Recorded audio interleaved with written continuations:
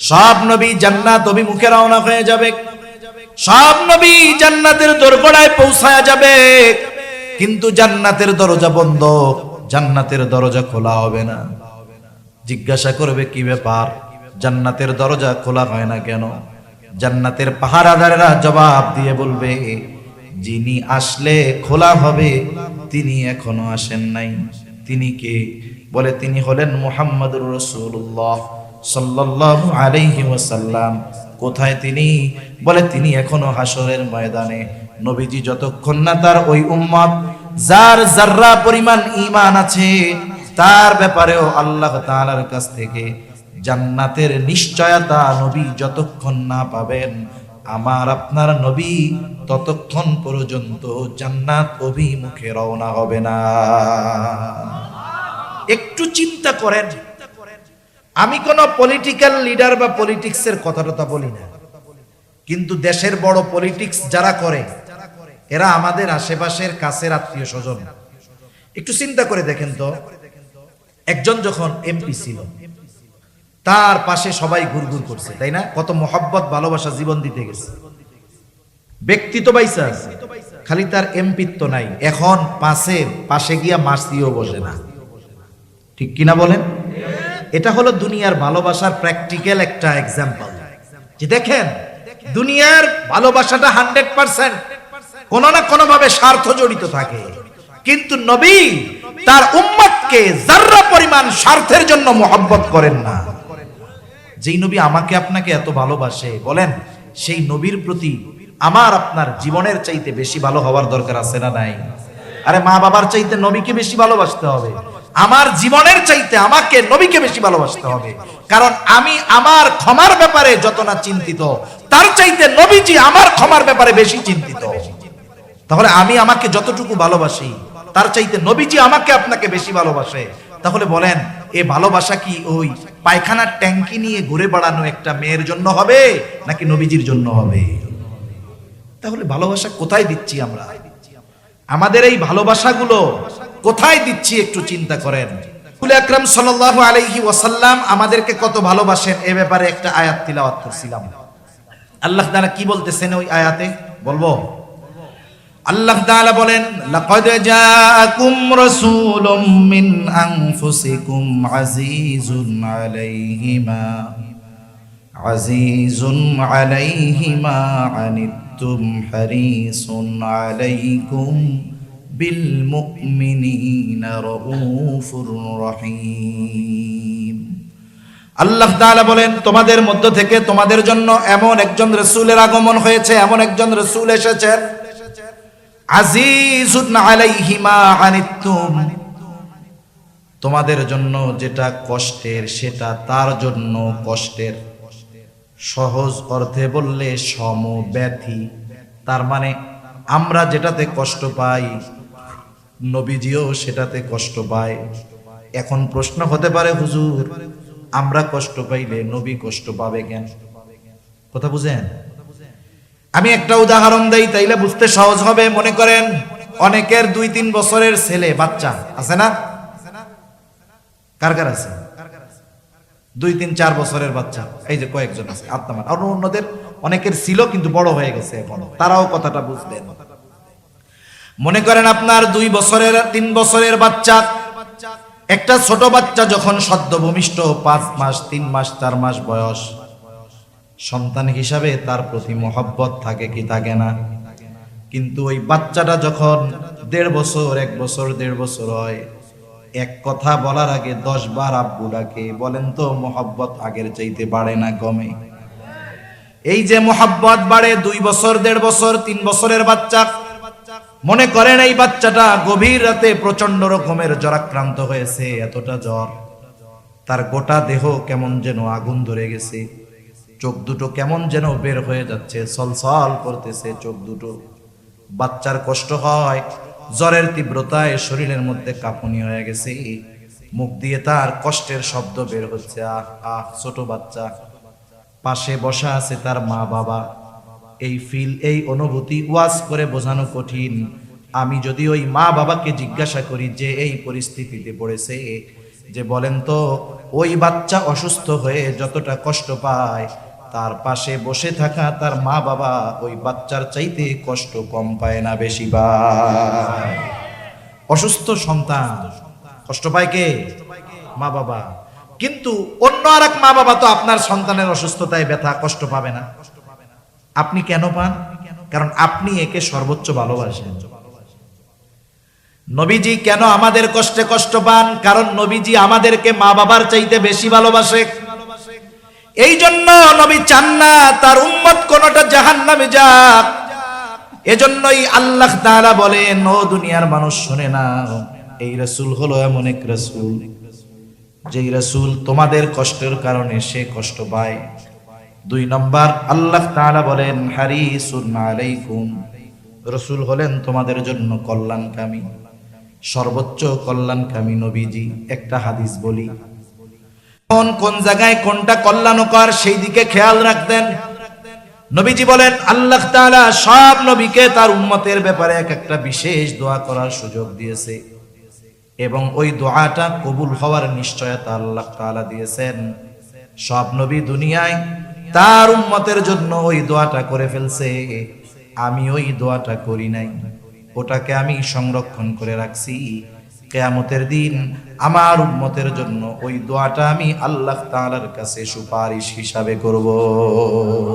قال رسول الله صلى الله عليه وسلم من أحب لله وأبغض لله ومنع لله وأعطى لله فقد استكمل الإيمان।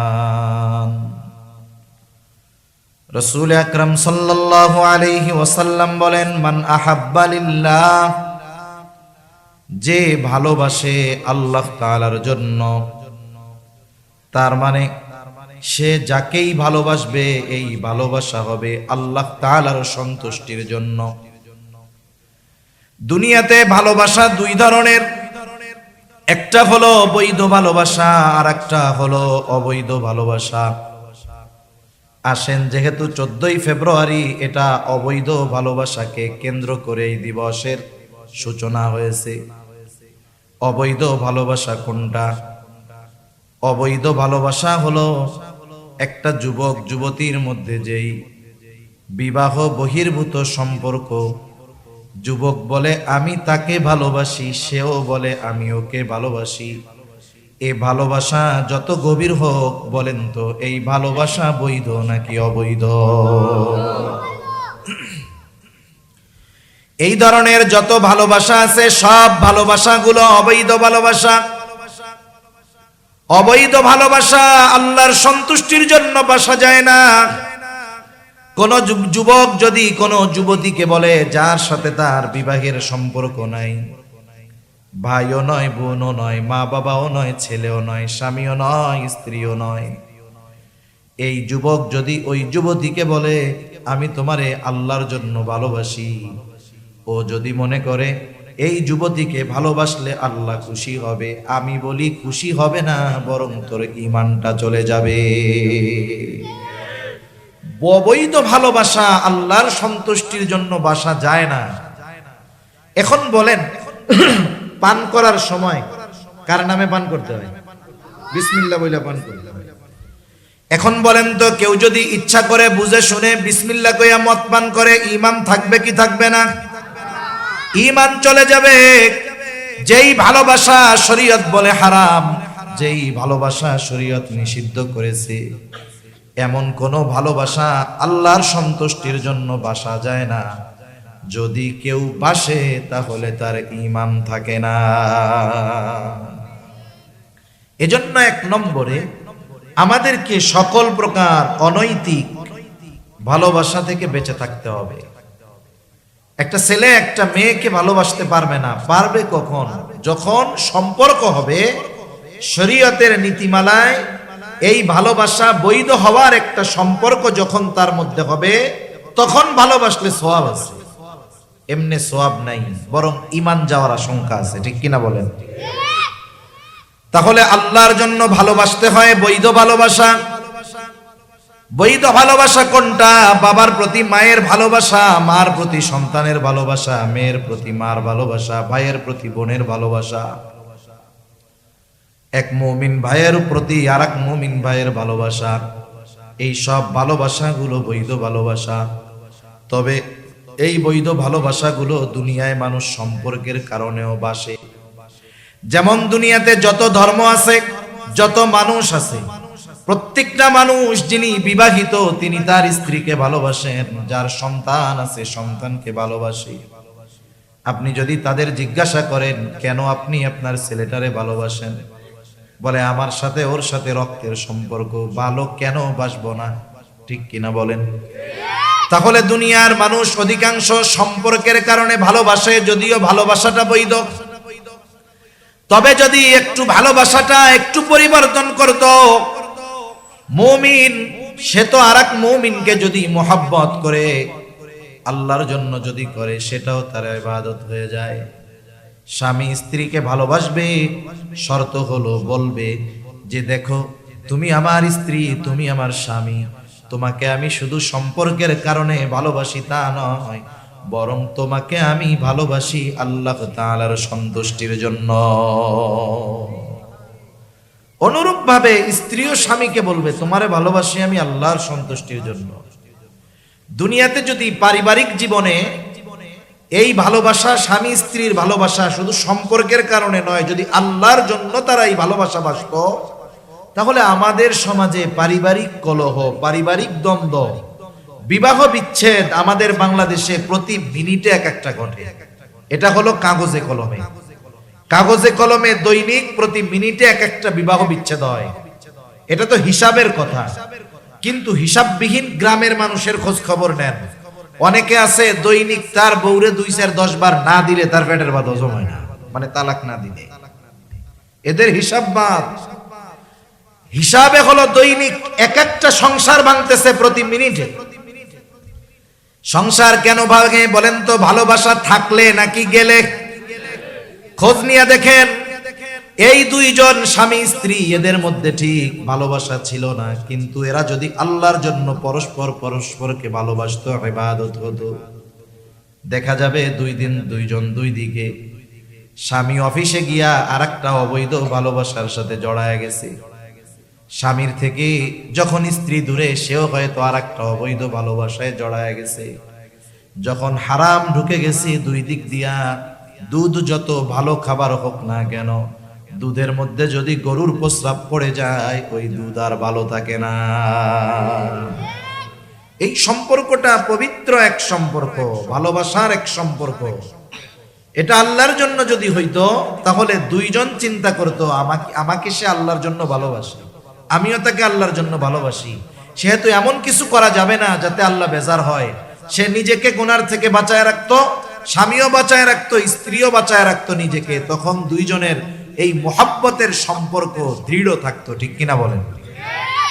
এজন্য আমরা আমাদের আত্মীয় স্বজন সকলকে আল্লাহর জন্য ভালোবাসবো। সম্পর্কের ভালোবাসা সব ধর্মের মানুষ বাসে, কিন্তু আল্লাহর জন্য ভালোবাসা মুমিন একে অপরকে বাসে। তখন কি হয়? এই ভালোবাসাটা শুধু শান্তির কারণ হয় না, আল্লাহর জন্য এই ভালোবাসা পরস্পরের মধ্যে থাকার কারণে ওই ভালোবাসাটাও তার আমলনামায় ইবাদত বলে গণ্য হয়ে যায়। তাহলে এখন থেকে যারা বিবাহিত, স্ত্রীকে বলবে আই লাভ ইউ, ভালোবাসি। এ শব্দটার প্রয়োগ বৈধ জায়গায় বেশি বেশি করতে হবে। না করার কারণে অবৈধ জায়গায় বেশি প্রয়োগ হইতেছে। এজন্য আজকের থেকে যাদের ওয়াইফ আছে বিবাহিত, বুড়া হোক আর বুড়া হোক, এটা একবারে বৃদ্ধ হইল মুরব্বি যায় বলবেন আমি তোমাকে ভালোবাসি। ইংরেজিতেও বলবেন আই লাভ ইউ। ভালোবাসি কেন? বলে আল্লাহর সন্তুষ্টির জন্য ভালোবাসি। কথা বুঝেন নাই? ভাই ভাইকে ভালোবাসবে, ভাই বোনকে ভালোবাসবে আল্লাহর জন্য, বাবা সন্তানকে ভালোবাসবে, মেয়ে মাকে ভালোবাসবে আল্লাহর জন্য। তাহলে বলেন আমাদের দুনিয়ার সকল বৈধ ভালোবাসা হবে কার জন্য? জোরে বলেন। আল্লাহর নবী সেই কথাই বলেন, মান আহাব্বা লিল্লাহ, যে বৈধ ভালোবাসা বাসে আল্লাহ তাআলার জন্য। 2 নাম্বার ওয়া আবগাদা লিল্লাহ, যে বিরোধিতা করে, দুশ্মনী করে, সম্পর্ক ছিন্ন করে আল্লাহর জন্য, মনে রাখবেন আপনি যদি আপনার সন্তানকে আল্লাহর জন্য ভালোবাসেন, ওই আল্লাহর জন্যই আপনি সন্তানের বিরুদ্ধে যেতে পারবেন। যদি শুধু সম্পর্কের কারণে আপনি একজনকে ভালোবাসেন, যদি কখনো আল্লাহর জন্য তার বিরোধিতা করতে হয়, সেটা আপনি তখন পারবেন না। যদি ভালোবাসার মূলটা হয় আল্লাহর জন্য, তাহলে আল্লাহর জন্য আপনি তাকে দুশমন বানাতে পারবেন। হতে পারে না? বাবা ছেলের মধ্যে শত্রুতা, দুশ্মনী হতে পারে কি পারে না? মনে করেন সন্তানকে আপনি ভালোবাসতেন, এই সন্তান এখন ইসলামের বিরুদ্ধের এক বড় শক্তি, ওর প্রতি আর ভালোবাসা রাখা যাবে? আপনি আগে যেমন আল্লাহর জন্য তাকে ভালোবাসতেন, ও যখন আল্লাহর বিরোধী, রাসূলের বিরোধী, ওর বিরুদ্ধে আপনার শত্রুতা হবে, তবে সেটাও হবে আল্লাহর জন্য। এই জন্য যাকে আল্লাহর জন্য ভালোবাসা যায়, যেই সম্পর্কটা আল্লাহর জন্য গড়া যায়, ওই সম্পর্কটা আল্লাহর জন্য ভাঙাও যায়। এটা ভালোবাসার মূলনীতি হবে যে আমাদের ভালোবাসা হবে আল্লাহ তাআলার জন্য, তাহলে ভালোবাসাও যাবে, তাহলে ওই ভালোবাসা ত্যাগ করাও যাবে। সাহাবায়ে কেরাম এই দৃশ্যটা আমাদের সামনে দেখায় গেছেন। তাদের অন্তরে সর্বদা আল্লাহর মুহাব্বত সবচাইতে সুদৃঢ় ছিল, এরপরে নবীজির মুহাব্বত তাদের অন্তরের মধ্যে সর্বোচ্চ ছিল। এই জন্য তারা আল্লাহর মুহাব্বতে আল্লাহর জন্য বাবার বিরোধিতা করতেও পিছপা হয় নাই। আবু উবাইদা জান্নাতের স্পেশাল সুসংবাদ প্রাপ্ত 10 জনের একজন। আমরা অনেক সময় মনে করি, শুধুমাত্র মনে হয় 10 জনের ব্যাপারেই জান্নাতের সংবাদ আল্লাহ দিছে। না, মূলত এই 10 জনের জন্য স্পেশাল ভাবে আল্লাহ তাআলা জানিয়েছেন। তবে যত সাহাবায়ে কেরাম আছে সকলের ব্যাপারে আল্লাহ তাআলার ঘোষণা হলো রাদিয়াল্লাহু আনহুম। যত সাহাবায়ে কেরাম আছে আল্লাহ তাআলা বলেন আমি সবার উপরে রাজি খুশি সন্তুষ্ট। আল্লাহ তাআলা যাদের উপরে রাজি খুশি সন্তুষ্ট হওয়ার ঘোষণা দিবেন এরা জান্নাতি, এটা বোঝার কোনো কষ্ট হওয়ার কথা না। এখন এই আবু উবাইদা ময়দানে গেছে। আবু উবাইদা মুমিন, ওর বাবা জাররাফের, আর আবু উবাইদাকে জান্নাতের স্পেশাল সুসংবাদ প্রাপ্ত 10 জন।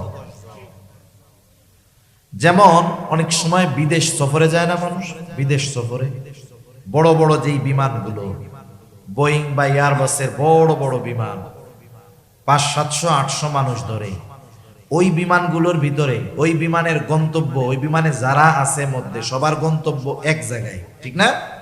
কিন্তু ওই বিমানের মধ্যে স্তর বিন্যাস থাকে, ছিটের ভাগ থাকে, কিছু থাকে বিজনেস ক্লাস, কিছু থাকে রয়্যাল ক্লাস, আর কিছু থাকে ইকোনমি ক্লাস। যাত্রী সব এক জায়গায় যাবে, কিন্তু সবচাইতে ভিআইপি কারা? যারা বিজনেস ক্লাসে থাকে, এদের জন্য ব্যবস্থাপনা ভিন্ন, এদের সিটটা ভিন্ন, এদের নাস্তা ভিন্ন, এদের জন্য টেক কেয়ারের ব্যবস্থা ভিন্ন, কিন্তু গন্তব্য তো সবার এক জায়গায়, ঠিক কিনা বলেন? নাকি এই 10 জনের চেয়ার টেয়ার ভালো বইলা এনাগোলাইগা আলাদা ব্যবস্থা আছে, ওনরা ওনাদের বাড়ির উপরে বিমান দাঁড়াবে, ওনাদেরকে ওই জায়গায় নামাই দিবে, এমন নাকি? সবাই এক জায়গায় যাবে, এক জায়গায় নামবে, গন্তব্য এক জায়গার, একই বিমানের, কিন্তু তফাৎ কি?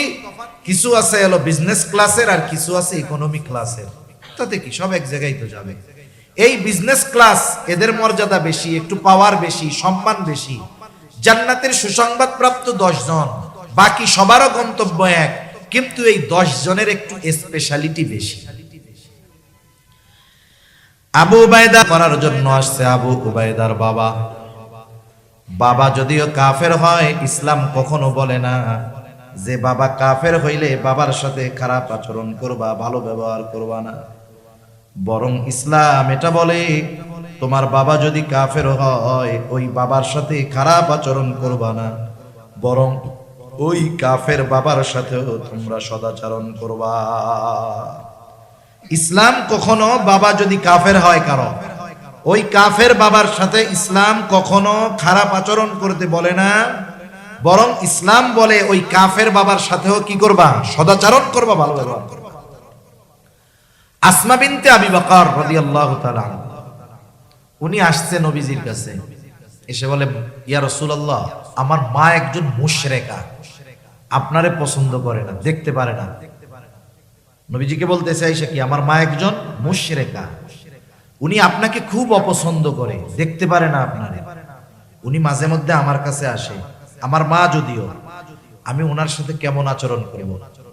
আমরা হইলে কইতাম আমারে দেখতে পারে না, আসলে লাঠি দিয়ে পিটাইয়া ঘরের থেকে বের করে দিবে। নবীজি কি বললেন?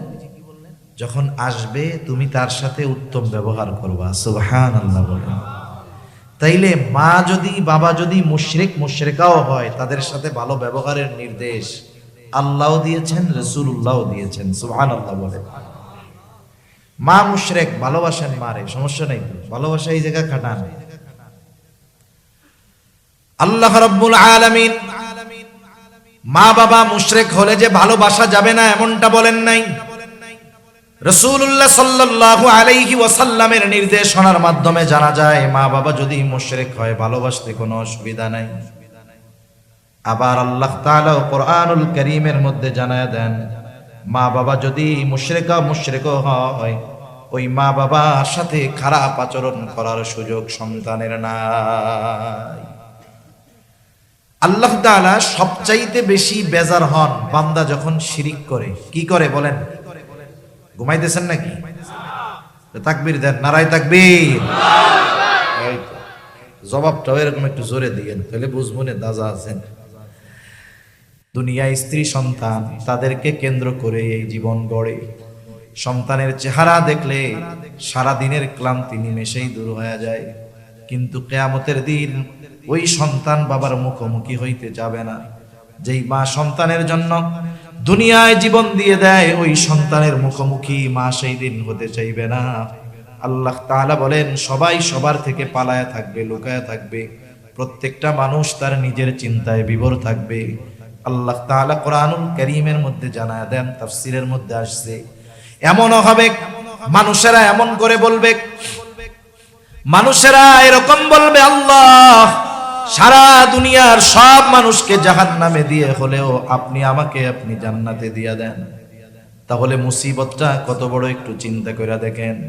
যেই দিন সকলে নাফসি নাফসি নিজের চিন্তায় বিভোর, সেই দিন সকলেই চিন্তিত থাকবে, আমার আপনার নবীজিও চিন্তিত থাকবে। তবে নবীজি নিজের জন্য চিন্তা করবে না, নবীজি তার উম্মতের মাগফিরাতের চিন্তায় থাকবে। সেই দিন মা চিন্তা করবে ছেলেরে জাহান্নামে দিয়ে হলেও আমি যেন জান্নাতে যাইতে পারি, আর নবীজি উম্মতের চিন্তায় বিভোর থাকবে। কি করবে নবী সেই দিন? নবীজি আল্লাহ তাআলার কাছে উম্মতের মাগফিরাতে ফরিয়াদ করবে, সুপারিশ করবে। হাদিসের মধ্যে আসছে নবীজি একবার দৌড়িয়ে চলে যাবে হাউজে কাউসারের কাছে, না জানি তার কোন উম্মত হাউজে কাউসার থেকে পানি পাম থেকে মাহরুম হয়ে যায়। আর একবার দৌড়ে চলে যাবে পুলসিরাতের কাছে, না জানি তার কোন উম্মত পুলসিরাত পাড়ি দিতে ব্যর্থ হয়ে যায়। নবীজি আর একবার দৌড়ে চলে যাবে জাহান্নামের কাছে, না জানি তার কোন উম্মতকে জাহান্নামে দিয়ে দেওয়া হয়। নবীজি আর একবার দৌড়ে চলে যাবে মিজানের কাছে, না জানি তার কোন উম্মত ওজনে ধরা পড়ে যায়।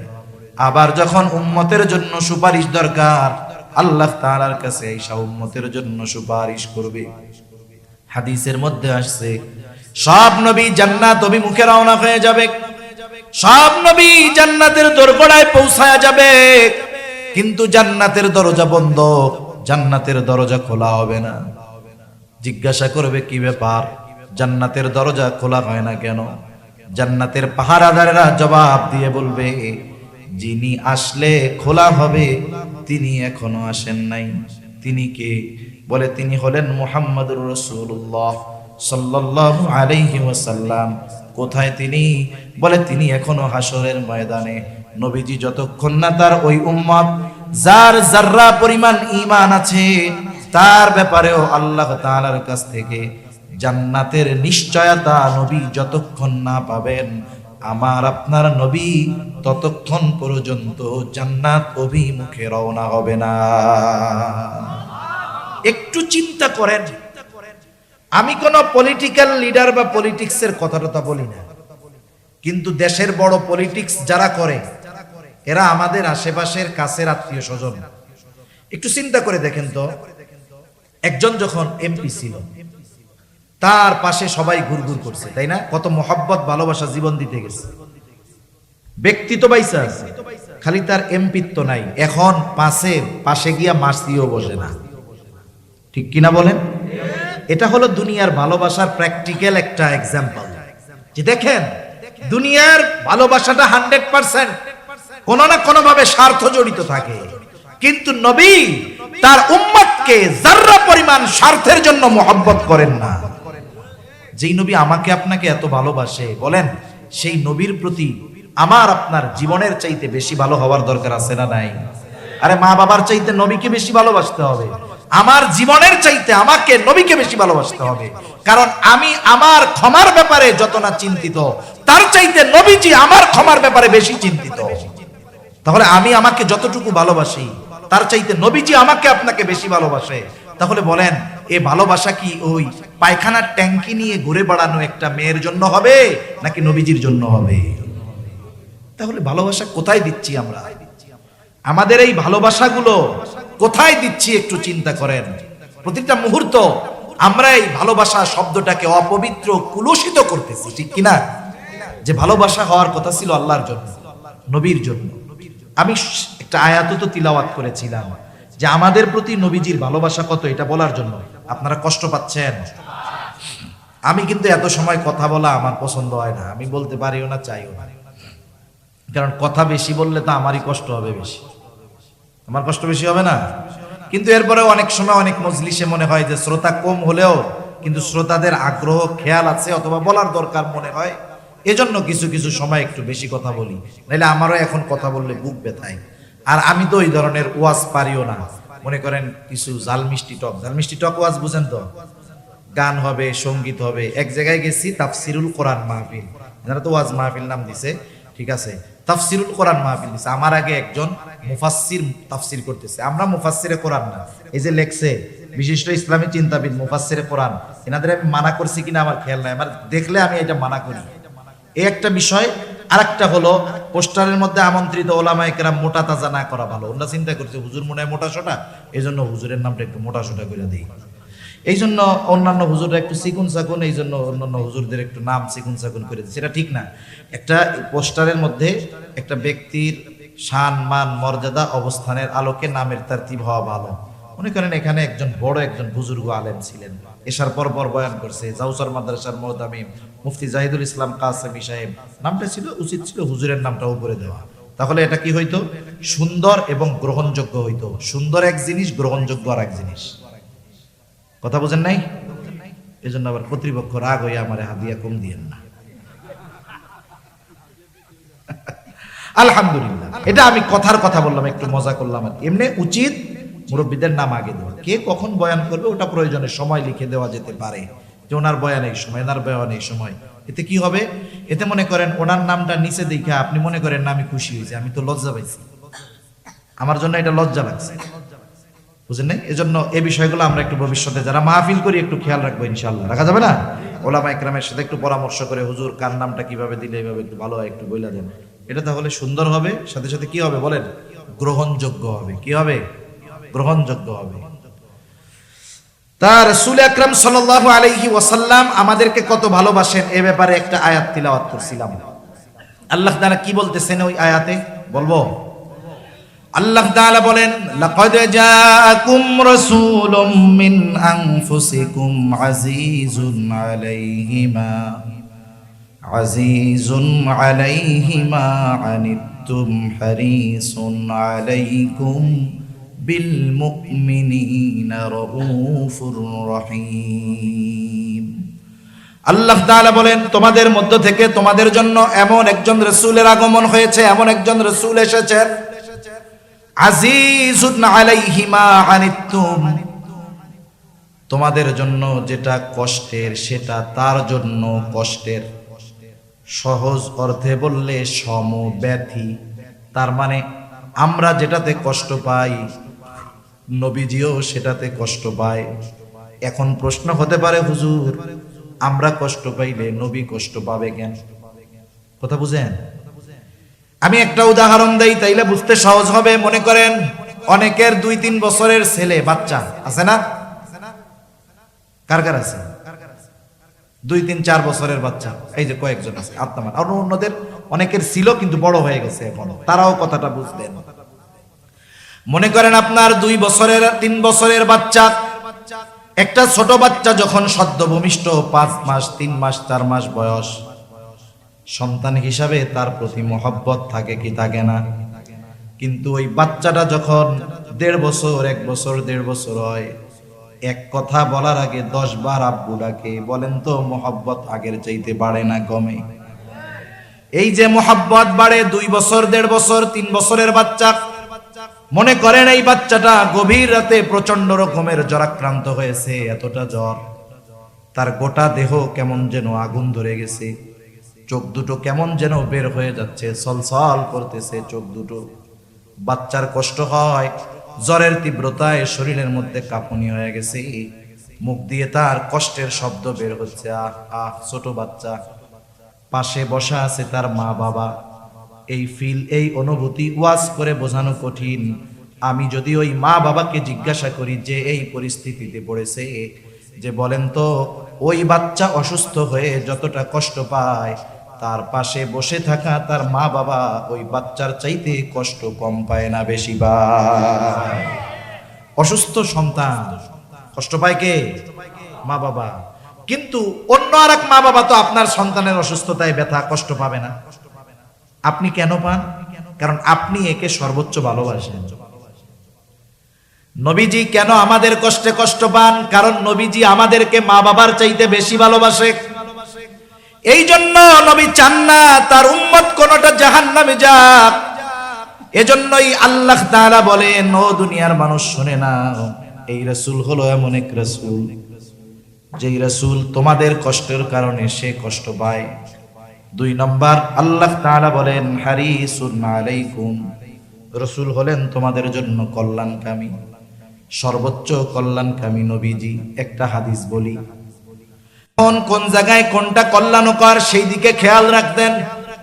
নবীজি বলেন আল্লাহ তাআলা সব নবীকে তার উম্মতের ব্যাপারে এক একটা বিশেষ দোয়া করার সুযোগ দিয়েছে, এবং ওই দোয়াটা কবুল হওয়ার নিশ্চয়তা আল্লাহ তাআলা দিয়েছেন। সব নবী দুনিয়ায় তার উম্মতের জন্য ওই দোয়াটা করে ফেলছে, আমি ওই দোয়াটা করি নাই, ওটাকে আমি সংরক্ষণ করে রাখছি। কিয়ামতের দিন আমার উম্মতের জন্য ওই দোয়াটা আমি আল্লাহ তাআলার কাছে সুপারিশ হিসাবে করব।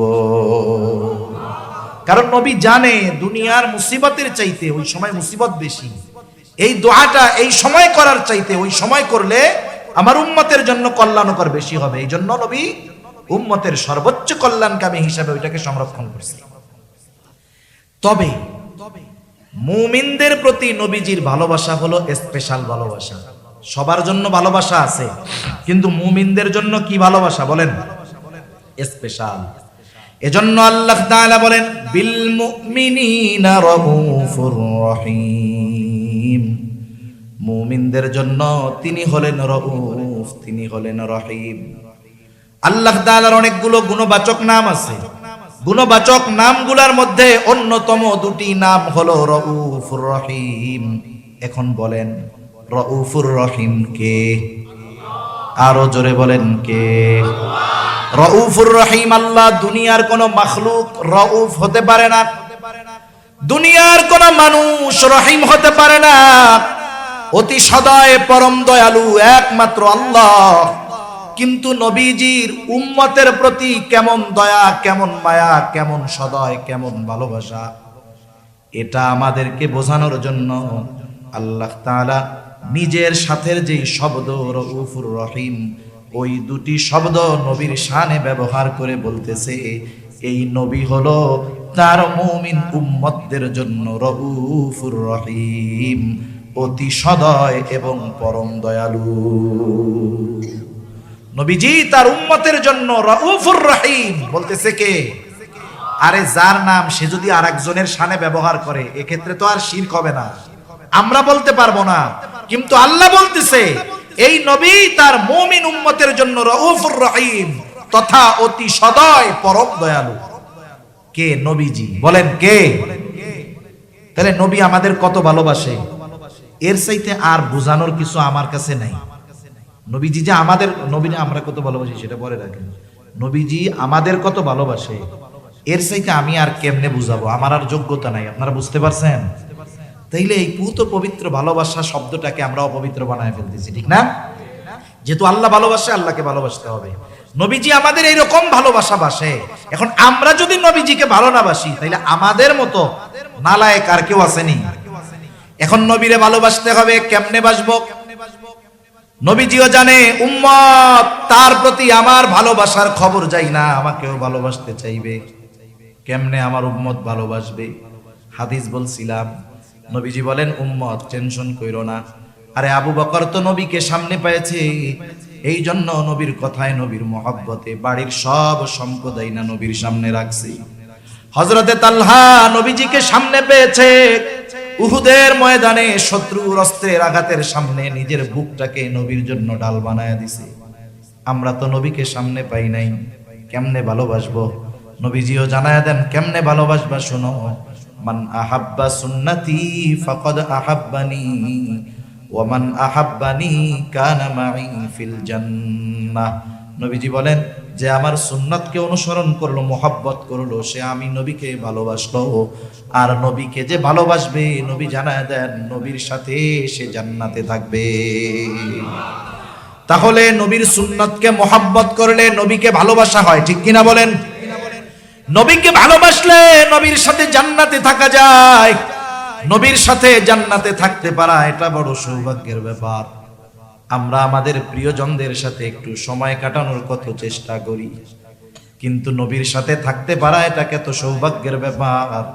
নবীজির মুখে যখন হযরত আনাস রাদিয়াল্লাহু তাআলা আনহু শুনলেন, লম্বা হাদিস, নবীজির মুখে শুনলেন, নবীজি বললেন আল মারউ মা'a মান আহাব্বা, যে যাকে ভালোবাসে তার সাথে অবস্থান করবে, এটা শুনছে।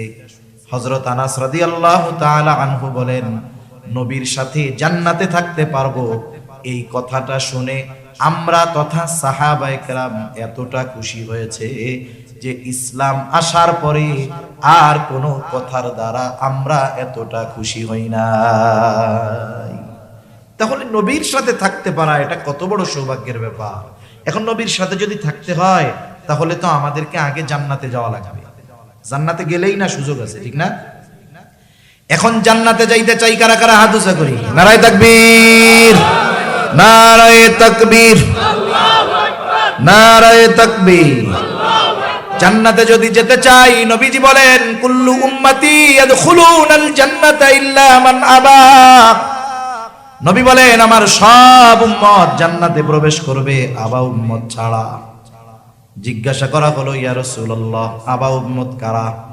নবীজি বলেন মান আতাআনি দাখালাল জান্নাহ ওয়া মান আসানি ফাকাদ আবা।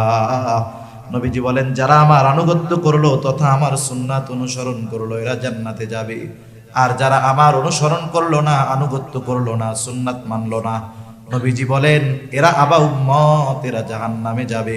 এই দুই হাদিসের সংমিশ্রণ করলে, এই দুই হাদিসের সার নির্যাস হলো নবীকে যারা, নবীর সুন্নতকে যারা মুহাব্বতের সাথে অনুসরণ করবে, ওই মানুষগুলো জান্নাতে যাবে এবং নবীর সাথে তারা থাকবে। এই নিয়ামত, এই বরকত আমরা সকলে অর্জন করতে চাই কি চাই না? তাহলে আফসোসের বিষয় হলো এটাও চাই নবীর জন্য জীবনও দিতে পারি, কিন্তু যদি নবীর জন্য সুন্নাতের কথা বলে, সুন্নাত মানতে আমরা রাজি নেই। আপনি যদি নবীর জন্য জীবন দিতে পারেন, তাহলে নবীর জন্য দাড়ি রাখতে সমস্যা কোথায়? আপনি যদি নবীর জন্য জীবন দিতে পারেন, তাহলে নবীর জন্য লম্বা জামা গায়ে দিতে অসুবিধা কোথায়? তার মানে বোঝা গেল আমরা নবীকে যে ভালোবাসার কথা বলি, এটা আসলে ফেক ভালোবাসা। ফেক ভালোবাসা তো চিনেন, ফেক আইডি চিনেন না? দামি ভালোবাসা, ফেক ভালোবাসা। এই ভালোবাসার দাম আছে, জোরে বলেন না আছে? এখন অনেকে কইব হুজুর আপনার কাছে কি আর সুন্নাত টুন্নাত নাই, খালি দাড়ির কথা কই। দাড়ি হলো এমন এক সুন্নাত, যেই সুন্নাত অন্যান্য অনেক সুন্নাত পালনে সহায়ক হয়। দাড়ি হলো এমন সুন্নাত যেটা মানুষকে গুনার থেকে বাঁচায়, ঠিক কিনা করেন?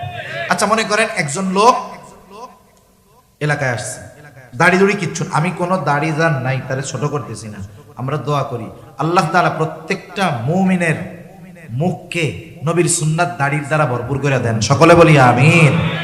অনেক সময় হতে পারে, এমনটাও হতে পারে, একজন দাড়িওয়ালা মানুষের আল্লাহর প্রতি যেই ভয়, তার চাইতে দাড়িবিহীন লোকটার অন্তরে আরো বেশি ভয় থাকতে পারে কি পারে না? তাহলে আমরা আফসোস করি কেন? যেই লোকটার আল্লাহর প্রতি এত মোহাব্বত, এত ভালোবাসা, এই লোকটার সুন্নাত মানতে অসুবিধা কোথায়? এই জন্য তার জন্য আফসোস করি। দাড়িবিহীন লোককে ঘৃণা করি না, তাদের জন্য আমরা আফসোস করি। কি করি বলেন না? আফসোস কেন, কার জন্য করেন? যার প্রতি মোহাব্বত আছে তার জন্য, ঠিক কিনা? সেজন্য কোনো দাড়িদার নাই, তাকে কোনো সময় আমরা টিটকারি করে খোসা দিয়ে কথা বলবো না। যা বলার আমি বলি, আপনারা কিছু বলবেন না, দোয়া করবেন, বুঝাবেন। এখন দাড়ির কথা কেন বলি? এক নাম্বার, দাড়ি অনেক সুন্নত পালনে সহায়ক হয়। একজনের মনে করেন দাড়ি নাই, সে দাড়ি রাখে নাই, এখন পরের দিন সকালবেলায় সে বাজারে লম্বা জুব্বা পাগড়ি লাগায়া তসবি লাগায়া সুন্দর মতো পীর সাহেবের মতো গেছে। যারা ওনারে চিনে অধিকাংশ কেউ দেখ দেখ কি বড় বাটপার, দেখছস সিটিং বাস, কি দাড়ি দুড়ি নাই, পীর সাহেব সাজছে।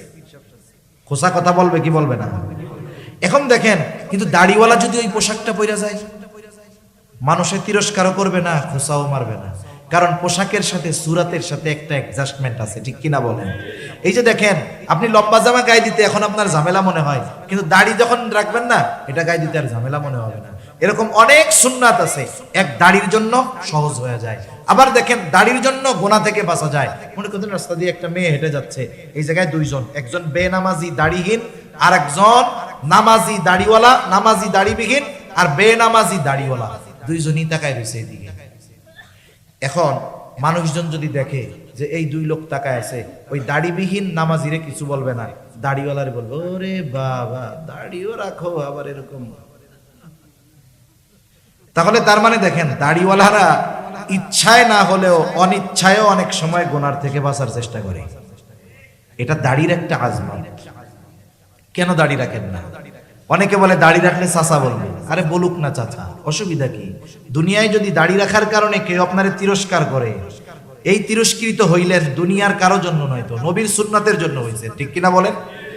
আরে আপনি যদি কোনো বড় নেতার জন্য মানুষের কথা শুনেন, মায়ের খান, নেতার কানে যদি খবর যায় যে ভাই এই যে অমুকে আপনার পক্ষে স্লোগান দেওয়ার কারণে এই মায়ের দিছে, এই দিছে, ওই নেতা আপনার টাইনা নিয়ে সবার সাথে সামনে হাত উঁচা করবে, দেখে ওই যে আমার একজন নিবেদিত কর্মী, আমার একজন একনিষ্ঠ ভক্ত, দুনিয়ার একজন নেতা যদি তার পক্ষে বলার কারণে তিরস্কৃত হয়, সে যদি মুহাব্বত করে কাছে নেয়, তাইলে মুহাম্মাদুর রাসূলুল্লাহর সুন্নাত অনুসরণ করতে গিয়ে যদি দুনিয়ার মানুষের কথা শুনতে হয়, মুহাম্মাদুর রাসূলুল্লাহ এই মুহাব্বতের প্রতিদান আল্লাহ তাআলার কাছ থেকে নিয়ে দিবেন কি দিবেন না?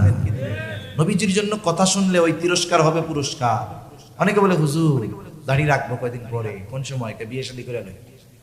তুমি বিয়ে শাদী, দাড়িতে কি বিয়ে শাদী ঢেকে থাকে নাকি? এই হুজুরকে জিজ্ঞাসা করেন তো, একজনে কি দাড়ির জন্য, বিয়ের জন্য দাড়ি দুড়ি ফালানো লাগছে নাকি? একজনের তো লাগে নাই। তাহলে কেন দাড়িতে বিয়ে তো ঢেকে না? বলে হুজুর দাড়িওয়ালা ছেলে মেয়েরা পছন্দ করে না। বলে মেয়ে দাড়িওয়ালা ছেলে পছন্দ করে না। আমি বলি যেই মেয়ে দাড়িওয়ালা বা দাড়ি পছন্দ করে না, সে কখনোই ভালো মেয়ে হতে পারে না, ঠিক কিনা বলেন? যে নবীকে, নবীর সুন্নাতকে অপছন্দ করে, সে ভালো হয় কেমনে? আপনি হয়তো ওর বংশ পাবেন, চেহারা পাবেন, টাকা পয়সা পাবেন। চিন্তা করছেন হেমায়েতপুর এক শতক জমির দাম মিলিয়ন টাকা, 15 লাখ 20 লাখ টাকা, এক বাপের এক মাইয়া, আর একটু ট্রেডিশন ফ্যাশনওয়ালা নবীর সুন্নাত পছন্দ করে না, এ তো কি হইছে? বিয়ে শাদীর পরে তো আমিও সম্পদের মালিক হয়ে যাবো, হয়তো আপনি 5 তলা বাড়ির মালিক হবেন, কিন্তু এই মেয়ে তো নবীর সুন্নাতকে পছন্দ করে না। মরার পরে জান্নাত না জাহান্নাম ওইটা আল্লাহ ভালো জানে, কিন্তু যেই মেয়ে নবীর সুন্নাত পছন্দ করে না, ওই মেয়ের চেহারা, সম্পদ, বংশ দেখে ঘরে আনবেন ঠিক, ওই আখেরাতে কি হবে জানি না, কিন্তু ওই মেয়ের বদৌলতে দুনিয়ায় আশা করি ছোট জাহান্নাম দেখতে পারবেন, ঠিক কিনা বলেন? পারিবারিক অশান্তির আরেক নাম হলো ছোট জাহান্নাম, মনে রাখবেন। পারিবারিক অশান্তির আরেক নাম কি? ছোট জাহান্নাম। আরেকজনরে আনছেন, টাকা পয়সা নাই, গরিবের মেয়ে, চেহারা অনেক সুন্দর না, কিন্তু দিনদার। হয়তো এই মেয়েটা বংশীয় না, সুন্দর না, টাকা পয়সা অনেক নাই। বিবাহের আগের ভালোবাসা মানে বিফোর ম্যারেজ আর আফটার ম্যারেজ ভালোবাসার মধ্যে তফাৎ আছে। আপনি দুনিয়াতে যত মেয়ের বিবাহ বিচ্ছেদ দেখবেন, দুই বাচ্চা বিবাহ বিচ্ছেদ হয়ে গেছে, অধিকাংশ মেয়ের চেহারা দেখবেন সুন্দর। কালো মেয়েদের বিবাহ বিচ্ছেদ, শতকরা একটা হয় কিনা সন্দেহ আছে। কালো মেয়েদের বিবাহ বিচ্ছেদ ক্যারেক্টার জনিত, চরিত্র জনিত কারণে খুব কম হয়। কিন্তু এই যে বিবাহ বিচ্ছেদ গুলো হয়, দুই বাচ্চারা আর একজনের সাথে চলে গেছে, বিবাহ বিচ্ছেদ করছে, খোঁজ নিয়ে দেখেন অধিকাংশের চেহারা সুন্দর। আমি বললাম ভুল না মিথ্যা? যদি এইটাই হইতো তাইলে সুন্দরী যারা, এই চিত্রনায়িকারা নাকি সুন্দরী, ওদের এক একজনের বিবাহ হয়, কারো হাফ ডজন, কারো 1 ডজন, কারো এক হালি বিয়ে হয়, কোটি টাকার কাবিন হয়, ওই বেলুনের মতো বিশাল আয়োজন করে বিবাহ হয়। ফুটুস করে একদিন দেখি যে এদের মধ্যে বলে বিবাহ শাদী আর নাই। তাহলে আফটার ম্যারেজ আর বিফোর ম্যারেজ ভালোবাসার মধ্যে তফাৎ আছে। বিফোর ম্যারেজ মানে বিবাহের পূর্বের ভালোবাসাতে প্রায়োরিটি পায় চেহারা, টাকা পয়সা, বংশ। কিন্তু আফটার ম্যারেজ স্বামী স্ত্রীর এই ভালোবাসার মধ্যে প্রাধান্য পায় আখলাক, চরিত্র, দিনদারিতা। ঠিক কিনা বলেন? তাহলে যেটা আমার জীবনের প্রয়োজন সেটা আগের থেকে ধরে নিলে সমস্যা কোথায়? এজন্য যারা বলে যে দাড়ি রাখলে সুন্দর ভালো মেয়েরা পছন্দ করবে না, আমি বলি যেই মেয়ে দাড়ি পছন্দ করে না ওই মেয়ে কশ্চিনকালে ভালো হতে পারে না। সর্বশেষ একটা কথা বলি, এ দুনিয়াতে কি আমরা কেউ থাকতে পারবো? আমাদের পূর্বপুরুষ কেউ থাকতে পারে নাই। আপনাদের মাইকেও মাঝে মধ্যে মানুষ মারা গেলে এলান করে না, অমুকে ইন্তেকাল করছে। এখন তো আমরা ওই এলান শুনতেছি, একদিন আমার আপনার এলান এরকম করবে নাকি? 2-4 জন আছেন না হুজুর আমি অমৃত সুধা পান করেছি, আমার কোনো অসুবিধা নেই, আমি আবে হায়াত খাইছি, এরকম কেউ আছে দুনিয়ায়? কেউ থাকতে পারবে না। আমি শুধু একটা চিন্তা আপনাদের মাথায় ঢুকায় দিতে চাই, একটু চিন্তা করেন। আমার আপনার যখন মরণ হবে, আমি মরি আর আপনি মরেন, যেহেতু লেভেলে আছে মুসলমান, পরিচয়টা মুসলমান, আমাকে আপনাকে সুন্দরভাবে গোসল দিয়ে কাফন করিয়ে লাশের খাটিয়ায় উঠায়া জানাজার ময়দানে নিয়ে যাওয়া হবে, জানাজা হবে। এবার লাশটাকে নিয়ে যাওয়া হবে কবরের পাশে। কবরের মধ্যে 2 জন ব্যক্তি নামবে, উপর থেকে 2 জন আমার আপনার দেহটাকে ধরায়া দিবে, নিথর দেহ। এই যে যখন কবরস্থ করা হয় লাশ, এই সময় একটা দোয়া পড়া হয়, বিসমিল্লাহি ওয়া আলা মিল্লাতি রাসূলিল্লাহ। এই দোয়া একদিন এখন আমরা হয়তো পড়ি, এক সময় আমাদের ব্যাপারে পড়বে। কি বলা হয় এই দোয়ার মধ্যে? একটু দিলের কান দিয়া শুনেন শেষ কথা। কি বলা হয়? মূলত বলা হয় এই কথা, আল্লাহ আপনার নামে এমন একজন মানুষকে এখন কবরস্থ করতেছি আল্লাহ, যার গোটা হায়াত সুন্নাতের উপরে অতিবাহিত হয়েছে। যখন সে মারা গেছে সুন্নাতের উপরে ছিল, যখন তাকে কবরস্থ করতেছি এখনো সুন্নাতের উপরেই আছে। এমন এক ব্যক্তিকে আপনার নামে এখন কবরে রাইখা দিতেছি, এই কথাটাই মূলত বলা হয়। কষ্ট নিয়েন না, আমি শুধু এতটুকু কথা বলি, আমরা কে কোন সময় মারা যাব বলা যায় না। এখান থেকে আমি বাসায় নাও ফিরে যেতে পারি, এর কোনো নিশ্চয়তা নাই। একটু চিন্তা করে দেখেন, এই দোয়াটা পড়ে অথবা এই কথাটা বলে যেই লোকটাকে কবরস্থ করা হলো, দেখা যাবে গোটা জিন্দেগি সে কখনো সুন্নাতের পাশ দিয়াও হাঁটে না। না তার চেহারায় সুন্নাত আছে, না তার কর্মে সুন্নাত, না তার লেবাসে সুন্নাত ছিল। একটু বুঝে থাকলে জবাব দিবেন, যেহেতু মুসলমানের সন্তান তার ব্যাপারেও এই দোয়াটা পড়া হবে কি হবে না? কিন্তু বলেন তো তার বাস্তবতার সাথে আর এই দোয়ার কথার সাথে মিল আছে কি? এখন তার ব্যাপারে এই দোয়াটা সত্য হবে নাকি মিথ্যা হবে? শুধুমাত্র এতটুকু অনুরোধ করি, কোন সময় মরণ হয় বলা যায় না। আমি যদি এখনই মারা যাই অথবা আগামী দিন মারা যাই, 2 দিন পরেও যদি মারা যাই, যখন আমাকে কবরস্থ করা হবে ওটা হবে আমার অনন্তকালের সফরের প্রথম মঞ্জিল। আমাকে আপনাকে যেন মিথ্যা কথা বলে কবরে না রাখা লাগে, অথবা যেই কথাটা বলবে ওটা আমার আপনার জন্য যেন সত্য হয়, আমার আপনার সাথে যদি কথাটার মিল থাকে, আমার আপনার ব্যাপারে যেন কথাটা সত্য হয়। এই আলোকে যদি জীবন না সাজাতে পারি, মনে রাখবেন ওই জীবন বড় ক্ষমতার অধিকারী হতে পারে, ওই জীবন কোটি কোটি ডলারের মালিক হতে পারে, কিন্তু আল্লাহর কসম ওই কথাটার সাথে যদি আমার আপনার জীবনের বাস্তবতার মিল না থাকে, আমি আপনি সফল হতে পারি নাই, তাহলে আমার আপনার নামটা ব্যর্থদের তালিকায় চলে যাবে। এজন্য জীবনটাকে আমরা ওইভাবে সাজানো যাবে তো ইনশাআল্লাহ। আমরা আল্লাহ এবং রাসূলকে সর্বোচ্চ ভালোবাসি এবং তাদের ভালোবাসার প্রমাণ দেওয়ার জন্য যা করার দরকার সেটা যদি করতে পারি তাহলে ঈমান কামেল হবে। এই মুহাব্বত, এই ভালোবাসা আমাকে জান্নাত পর্যন্ত পৌঁছায়া দিবে ইনশাআল্লাহ। আল্লাহ সুবহানাহু ওয়া তাআলা আমাদের সবাইকে আল্লাহ এবং রাসূলের প্রতি প্রকৃত মুহাব্বত ধারণের প্রদর্শনের তৌফিক আল্লাহ তাআলা দান করেন। সকলে বলি আমিন। ওয়া আখিরু দাওয়ানা আনিল হামদুলিল্লাহি রাব্বিল আলামিন। আসসালামু আলাইকুম ওয়া রাহমাতুল্লাহি ওয়া বারাকাতুহু।